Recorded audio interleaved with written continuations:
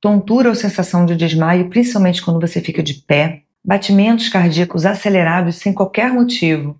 Você não está fazendo atividade física, você está sentado, está deitado, o coração acelera.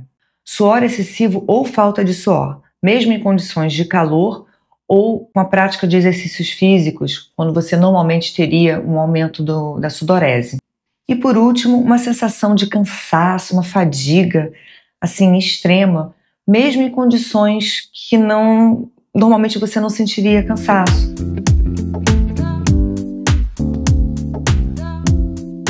Olá, sou a doutora Flávia Verocai, sejam bem-vindos ao 4º episódio do Verocast. Você sente tontura frequente, coração acelerado, sem nenhum motivo aparente, cansaço extremo ou uma sensação de desmaio, principalmente ao se levantar rapidamente? Se isso acontece com frequência, você pode estar sofrendo de um problema chamado desautonomia.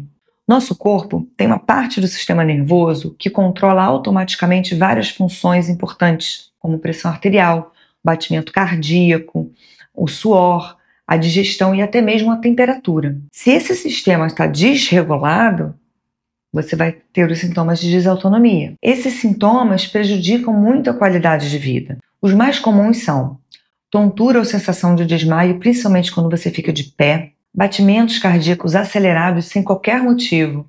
Você não está fazendo atividade física, você está sentado, está deitado, o coração acelera. Suor excessivo ou falta de suor, mesmo em condições de calor ou com a prática de exercícios físicos, quando você normalmente teria um aumento da sudorese. E por último, uma sensação de cansaço, uma fadiga assim extrema, mesmo em condições que normalmente você não sentiria cansaço. Você pode estar deitado na cama, você pode estar sentado ou fazendo alguma coisa como assistir televisão e ter uma sensação de cansaço extremo. Esses sintomas não são constantes, então você pode confundi-los com várias outras doenças. Então isso torna o diagnóstico de desautonomia mais difícil, porque na verdade você tem que excluir causas mais comuns de batimento acelerado, causas mais comuns de tontura, causas mais comuns de cansaço, antes de fazer o diagnóstico de desautonomia. Existem causas e fatores relacionados com a desautonomia. Um fator relacionado importante é a infecção viral. Isso ficou muito comum após a pandemia do Covid-19. Então, os pacientes com Covid desenvolveram desautonomia, muitos deles. Isso pode deixar o sistema nervoso muito mais vulnerável à desautonomia. Condições autoimunes, quando o corpo produz anticorpos que atacam o sistema nervoso autonômico, vão ter sintomas de desautonomia. Outras causas são os fatores genéticos ou uma predisposição familiar. Por isso é importante, quando você for ao médico, explicar a presença de outras doenças concomitantes ou infecções virais prévias para poder ajudar e facilitar no diagnóstico de desautonomia. Para o diagnóstico você vai fazer exames de sangue, alguns exames mais básicos, até mesmo para excluir essas outras doenças, mas o exame que é imprescindível para fechar mesmo o diagnóstico de desautonomia é o tilt test, que é um teste da inclinação. Você vai ficar deitadinho numa maca e você vai ser submetido a manobras. Na verdade, você não vai ficar só deitadinho, você vai ficar amarradinho na maca. Por quê? Tilt em inglês é inclinação. Então esse teste vai medir os seus sinais vitais, pressão arterial, batimento cardíaco, durante a mudança do decúbito, durante a mudança da posição, do deitado para a posição ortostática, que é a posição de pé.